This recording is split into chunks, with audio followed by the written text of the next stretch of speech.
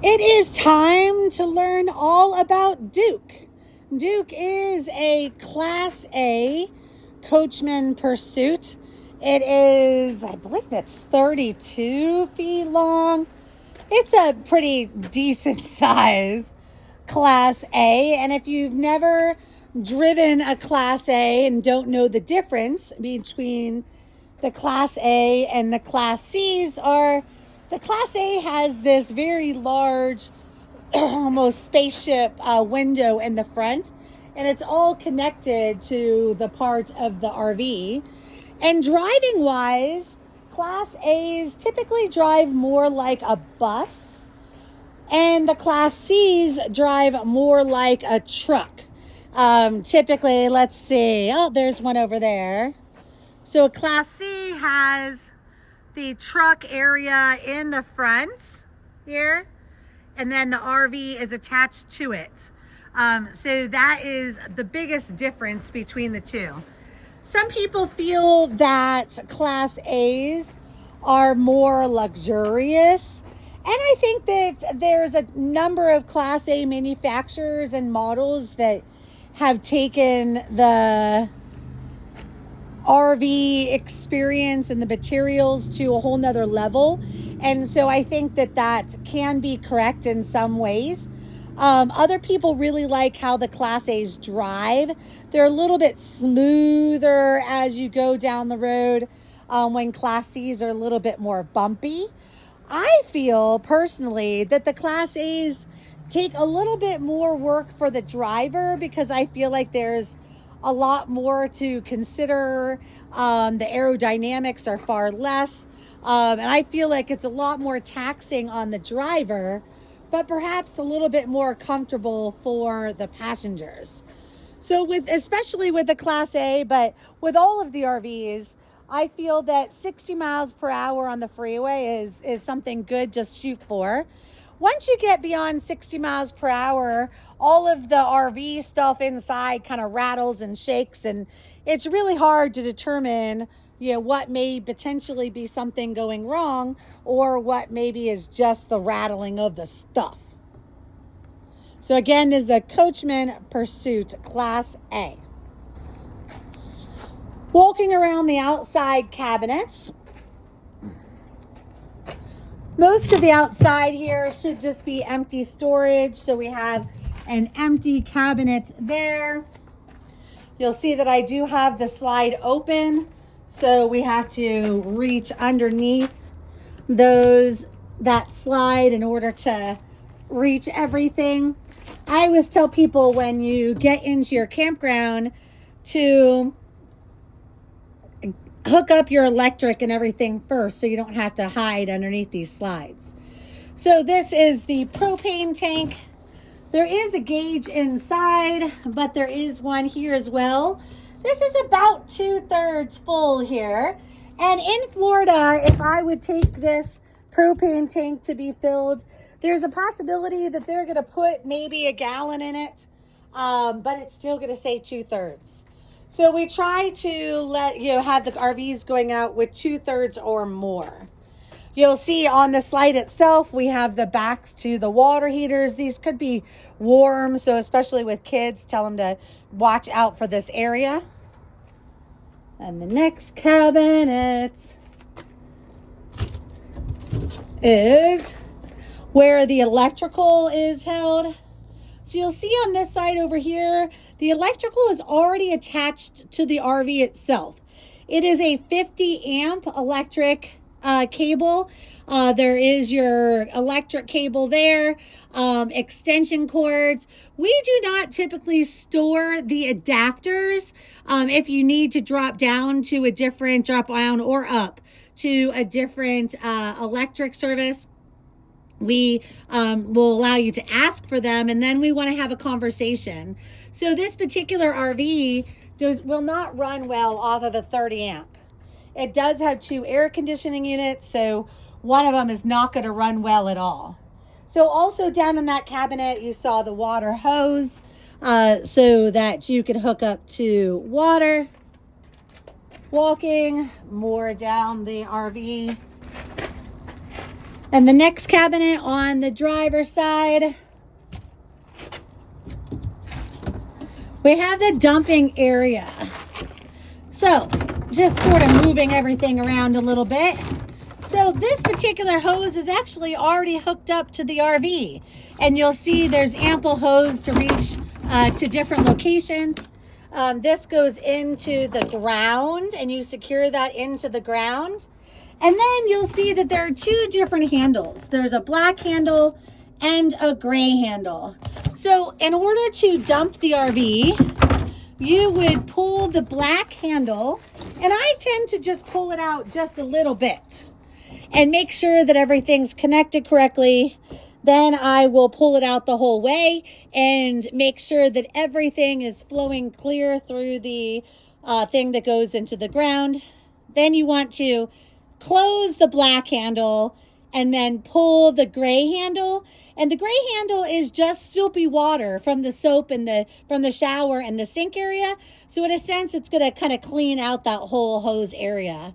You'll see over here, there's some little ramps. That's to put on the ground to make sure that the hose does have a sense of gravity to it, because the dumps, they only dump out just based on gravity and keeping a good balance between liquids and solids. So if you do use more toilet paper and have more solids in the tank than water, it's not going to drain very well. And you need to make sure that you add some more water so you don't get clogged areas in the tank. You'll see here, there's the cable. I'm not sure that any campgrounds have cable anymore. This says freshwater tank fill. So if you put this, the hose attached to here, it's actually going to fill your water tank, as opposed to the city water connection. This, if you hook the hose up here, it's going to bypass your water tank and go straight into the RV. Some people think, oh, that means I have unlimited water supply. Well, yes, that's a very true statement, but the water still has to go somewhere. So you still have to dump your gray tanks or your black tanks. As a rule of thumb, we dump our black tanks every 4 days or so. And then the gray tank we'll dump maybe about the same time. We always dump the black and the gray at the same time. If you're taking a lot of showers, you will need to dump the gray tank more often. You typically will only get 2 quick showers in the gray tank. Looking down here at this last cabinet on the driver's side, we do have our generator. It is a Cummins generator, and typically you won't need to be in this cabinet at all. The operation for the generator is in the inside, but if we're ever troubleshooting something that's maybe not working, I'm going to direct you out to this cabinet here. You pull off this top from the top and angle it out and pull it off, and there's some things inside the generator that will help me diagnose maybe what problems you could be having. Coming to the back of the RV, you will see that the gasoline is on the back. It's kind of fun to find that happy medium between how close to the gas pump you need to get in order to make sure that you can fill the gas tank, but also to make sure that you're not too close, that when you swing out of the gas station, your butt of the RV doesn't swing out in order to hit that big red pole in the gas station. So Class A's, they actually turn really well, but that means that your back end is swinging out pretty drastically and has an opportunity of hitting things. Many of our RVs have kind of a scrape of shame here on the back corner. Most of the RVs do have trailers, and a lot of people will ask if it is possible to pull a vehicle. That's a whole conversation on whether your vehicle itself is capable of pulling flat, if it's capable of being on a car dolly. We don't rent the car dollies themselves or the blue oxes, so where are you going to get those? So it's definitely a conversation we should have before you think about towing anything. just to make sure that I say it, when you're towing, the insurance that you've purchased as part of your reservation will only cover the RV itself.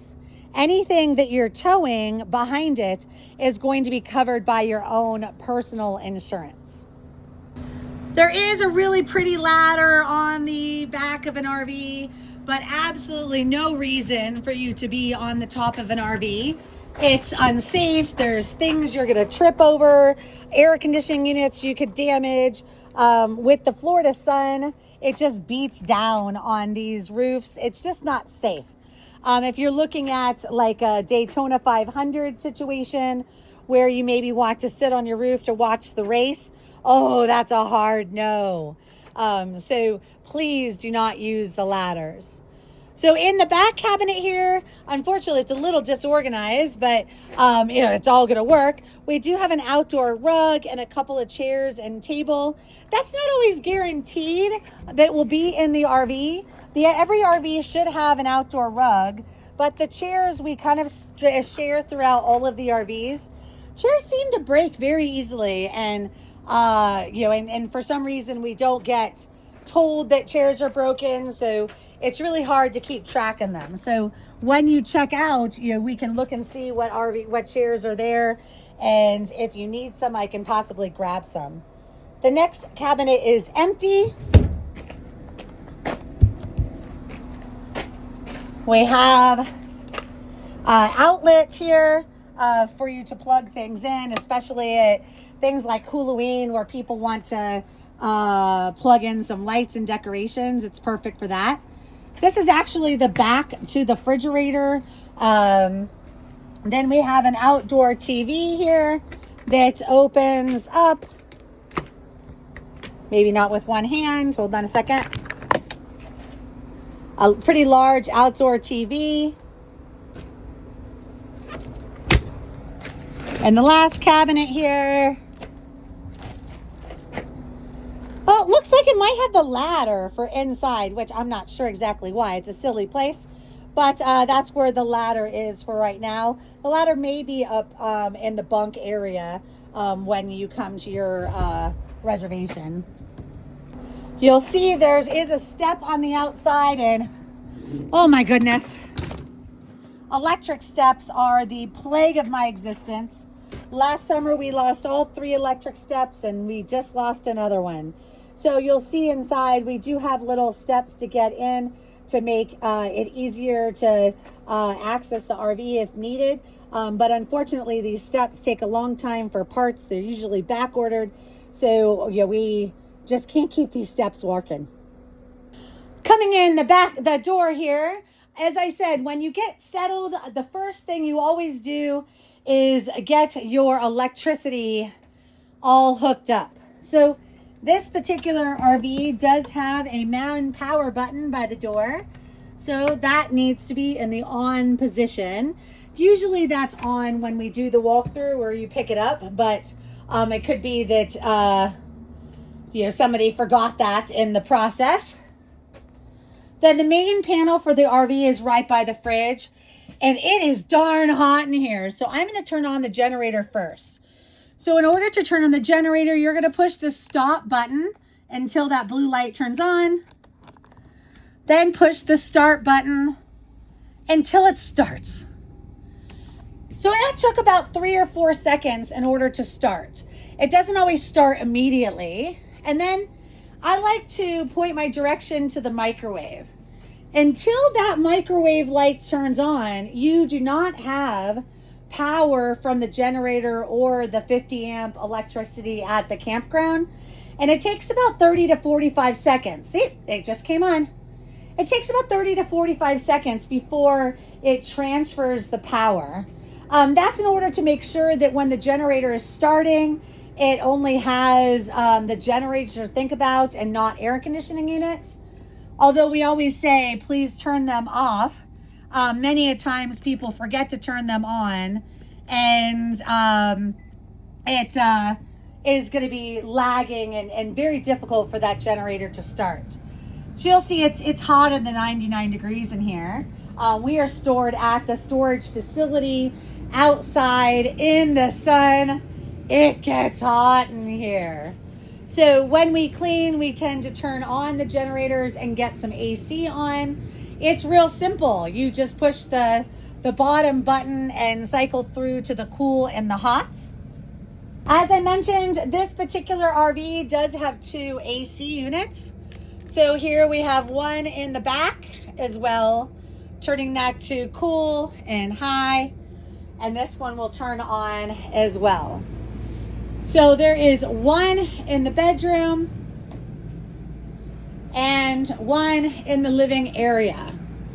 So a little nifty trick is if these vents are open here, so in the open position, the bulk of the AC is gonna come out right here. So I'd say right now when I'm in the living area, that's exactly what I want.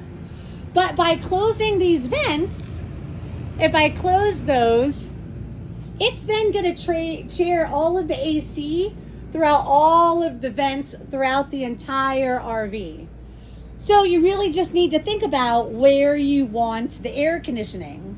So during the day, maybe when somebody is not taking a nap, you might close those vents on the side, and then the AC from the back is going to cool the front as well. And you have 2 AC units working to cool this larger RV. I always feel like the air conditioning units want to work in tandem. So I always turn both of them on, no matter if there's nobody in the bedroom or not. Always turn both of them on. And you can close those vents if you like and redirect air wherever you like throughout the RV. So Duke has a king size mattress. So we used to make beds so that at least when you got to your RV or you picked it up, all of the work was done for you and you got to enjoy. But as you saw in this RV right now, it is hotter than 99 degrees. And I felt like when I was making everyone's beds, I was just not sanitary. So I changed a little bit of the process. We are now professionally laundering all of the laundry, and then we store them all in our laundry bags, and they're typically labeled per RV. So this is our way of making sure that you have clean and sanitized sheets, and you are ready for your trip. Yes, you do have to make your bed, and I know it sucks, but it is what it is. I think it's better than me sweating all over your bed. In Duke, we have ample storage, huge cabinets. There is a TV. The TV cabinet, I believe it opens. Yep, there we go. Opens, and there's a little hidden compartment back behind. Lights are on the walls. There's outlets by the bed. And this is the master bedroom. These doors in the master bedroom, just be delicate with them. When you go to open and close them, there is a little stop at the top that will keep them from slamming, but I find sometimes it gets a little stuck in there. So when you go to open it and close it, you're just gonna give it a little bit of a yank and then close that door. I didn't close it all the way, but you get the picture. And same thing with the bathroom. And you can feel when you push it back into place that it locks into place again. Duke has bunk beds outside of the bedroom and the bathroom. They're not full twin size bunks. They are a little bit narrower and a little bit shorter, but they work. They're fine. They're nice and comfortable there. There's outlets in the corners. Then looking at the bathroom, there's 2 entries to the bathroom, one from the living area in the kitchen and one from the master bedroom. It has a porcelain toilet, sink, and a shower. For the shower, we like to keep these in the locked position because if you do not, you're driving down the road, it is a huge crash noise that makes you feel like you totally crashed the RV. And it's kind of scary, so just try to keep those locked. Then looking at the toilets, you'll see that there's a little bit of water at the bottom of the toilet. That is by design. That is actually going to help keep the smells from the black tank and smells from the toilet from coming into the RV. A lot of times when I get a call saying that it smells a little bit, I find that they turned off the water pump on accident and then there was no water in there. For your trip, there's typically ample toilet paper underneath the sink. You do need to use RV specialized toilet paper in order to make sure that it dissolves quickly and doesn't clog up the black tank. And I didn't show you. For Duke, this toilet is raised up. I almost feel like I have to push the foot pedal with my hands rather than my foot, just because it's hard to get my foot all the way up there. And I did notice that the water pump is off, so you can go to the panel in here, turn the water pump on. Now that blue light is on, and when we do it this time, you'll see that water flows in order to fill that toilet. Again, back to the main panel. This one on the top is a tank heater. That's not something that you will ever use. That's if you're in the snow, and we don't allow our RVs to go to snow, so we're never gonna need that. The next ones, we have our water heater. There's a gas and electric. That's dependent on what you're actually using at that time. The water does take about 20 to 30 minutes to get hot, so it's not a tankless water heater. It takes some time. The next one is the TV antenna. I don't think that works at all. I don't think antennas work on any channels anymore, but hey, might get something. Again, we already had our slide, or our generator, and this is the slide here. I'm gonna show you now closing the slide itself. And the first thing you're gonna need to do is just make sure that there is nothing in the way of the slide. So this step stool is in the way. I'm gonna move that across. I'm gonna walk this direction. Make sure that the ladder is not behind the seat, or the broom or the mop. Make sure that the seat is not going to block the slide itself. And when all of that is all aligned, you just push the in button. And you'll see that the slide comes in little bit by little bit, and it's really slow. Maybe don't have anybody sitting on the bench area while it's working. Just let it work hard all by itself. And then Duke, I feel like when it gets to what you think is the done position and it stops, I feel like I have to take my finger up off of it again and push the in button again, and it goes another couple of inches. Also on here, we have all of our gauges. We have the LPG, so again, it shows that it's 2/3. The battery, since the generator is on, is actually reading the generator, not the house batteries. So if you're trying to monitor your battery life, make sure that the truck is not running and the generator is not on. The next one is the fresh water. It flashes it full. Most likely that's because it was full, but then the cleaning crew used some water to clean the shower and sink and stuff. The black says it's empty. Gray says it's empty. Those sensors are not perfect. It could say that it's 2/3 and you swear that you dumped it. Sometimes that means that you need to flush it. Other times those sensors are just wonky. We just do our best. Hey, look, it's already another degree lower. So as you've already mentioned, we do have a microwave. Then we have a 3-burner stovetop. This is not a glass top stove. You do need to open the top. It is just a cover, and then cook on the burner, the grate itself. In order to light this stove, you're going to push it in and turn it to the light button. And then with your other hand, you're going to turn this to the right and click to start it. So it's hard to kind of do that with one hand while I'm using trying to video, so I'm going to light them here and show them to lit in a second. The oven itself, it lights the same way, but you have a push button here. You turn it to the pilot button and hold that in, and then do the spark light button on the other side. But what you're doing is you're lighting the pilot that's underneath this stove top, or underneath this shelf all the way in the back. And it's just a little bitty blue pilot light that you're gonna have to click and click and click and click and click maybe 4 or 5 times just to get that blue pilot light to stay lit. And then once it's lit, you can tile this up and then it will light the whole oven. Just make sure that you understand that these ovens do not light evenly. They you tend to burn everything that's in the center, and then everything on the outside is cooler. But they do work if you need to cook something, just not a Thanksgiving dinner. So you'll see that they're all lit now.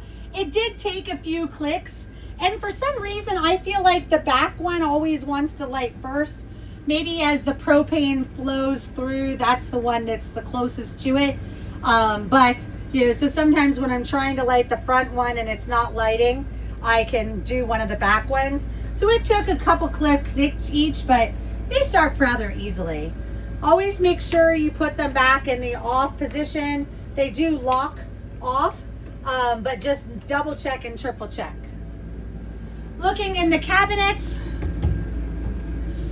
we have some plates and some portable, some disposable stuff, a dish strainer and some soap for you. We have some other sponges and things, your silverware. Then we have all sorts of cooking utensils. Kind of what you need for simple meals, nothing extravagant. We have a Swiffer here, and there was some Swiffers under the sink.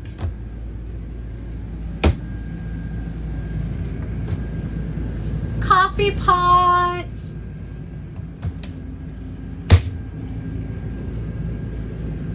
So the basics of stuff. Oh, it looks like I think the pans are down here. I was wondering. Let's see. Yep, there are your pans. So the basic stuff for cooking. You're not cooking a gourmet Thanksgiving dinner. And I just want to show you, it's been about 10 minutes. We've dropped down even more. If you wanted to lower this dinette, you lift up the table and move this little leg. And then the table, you kind of have to do figure out the weird angle. And it sits down on this ledge right here.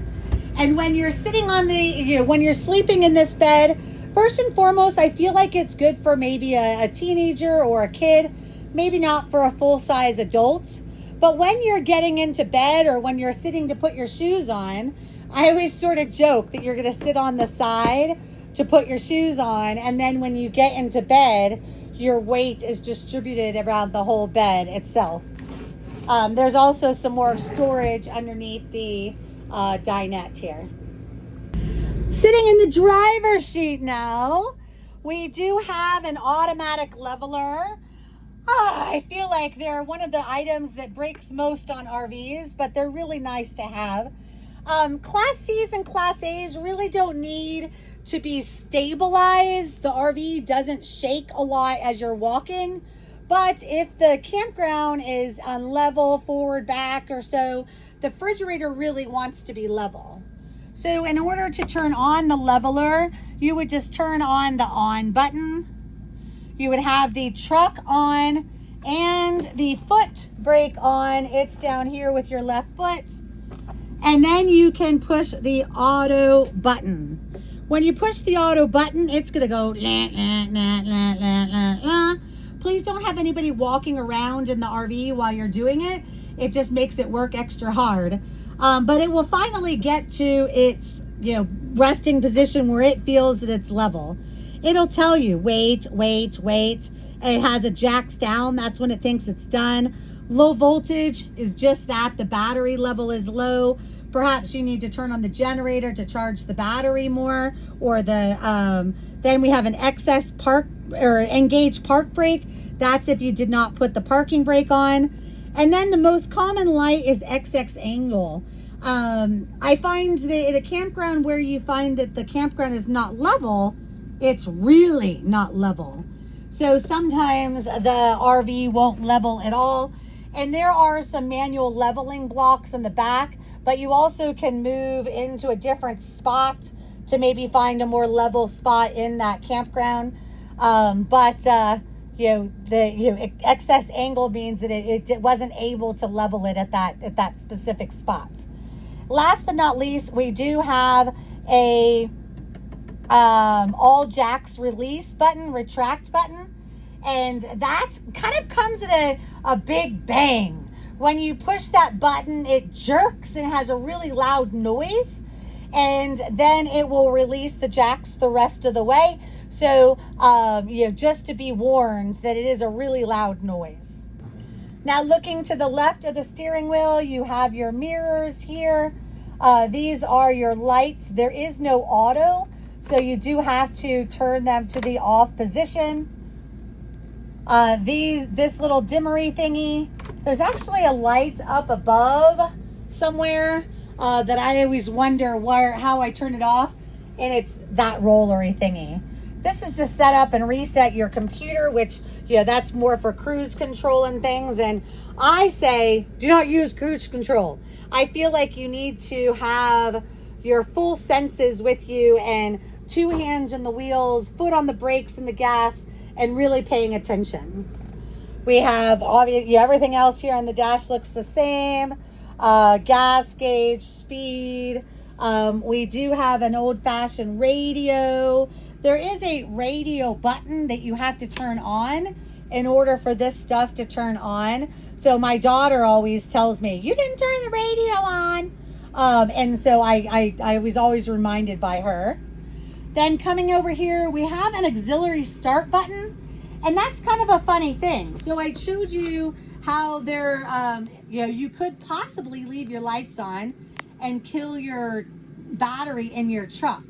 If that happens for any reason, you're not totally out of luck. You can push this auxiliary start button while you're turning the ignition and pushing on the gas, and that will actually start the truck if your battery in the back is charged. If it's not charged, then you might have to think about jumping the batteries to get them started. There also is a generator start button here. The same, you would push the down button until for about 3 seconds, and then push the up button that will actually start it. Then we have the temperature control. I find that these are kind of little and they're difficult in order to direct back to the back guests. So just make sure, I find that if you can get the RV to temperature before you're driving, that usually is very helpful. This has a curtain that you pull all the way around to the front of the vehicle, and the same with the other side, you pull it around to the front. And as you can imagine, this is a big greenhouse area. If you're hot, most of the hot's coming from this area, so get those curtains closed. And this area here actually pulls out into a desk to make it a working area for your passenger while you're driving. Even though maybe they should be talking to you and telling you to turn left, but they can do that while they have their computer and getting some work done too. So the bunk that's above the driver's area, the button is actually up in this cabinet. So you'll see that there's a little panel that has an up and a down. I'm going to push the down button, and you can see that that bunk is going to lower down all the way to close to the top of those chairs. I'm actually not going to put it all the way down right now, but again, you would push the up button in order for it to go up. And this little mechanism here, I don't know, it's kind of one of those quirks in this particular RV, I find that every couple of months, this system here needs to be restarted. It might coincide to when somebody totally allows the house batteries to die. It needs to be reset. So you'll see that this panel is actually unscrewed a little bit because you have to, in order to reset it, you have to work in the back. And if that ever happens, just let me know and I'll send you a quick little video that will show you how to reset it. It's real simple. You just have to push some buttons here. And then your awning is up here. Again, it's an in and an out. And for that bunk, I didn't tell you, the truck actually has to be running with the brake on in order for that bunk to go down. So truck on, brake on for the bunks, but truck off, brake off for the slides. So again, this is Duke. And Duke is a beautiful Class A with a king size and bunk beds. Look, in just this like 20 minutes for this video, the temperature has gone down a whole, 9 degrees-ish. You'll see that the generator is still on. I'm kind of getting ready to go here. I'm going to put down the glass top stove here.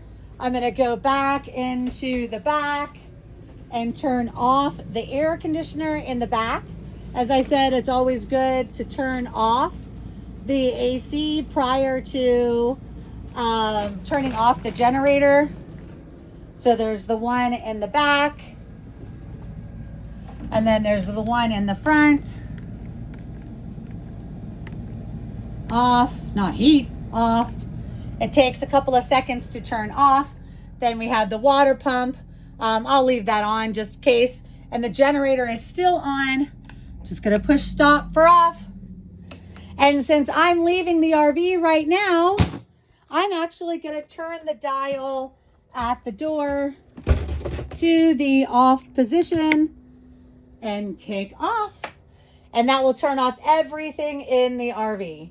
So thanks again. Duke is an incredible RV, great for a larger family, and is ready for your adventure.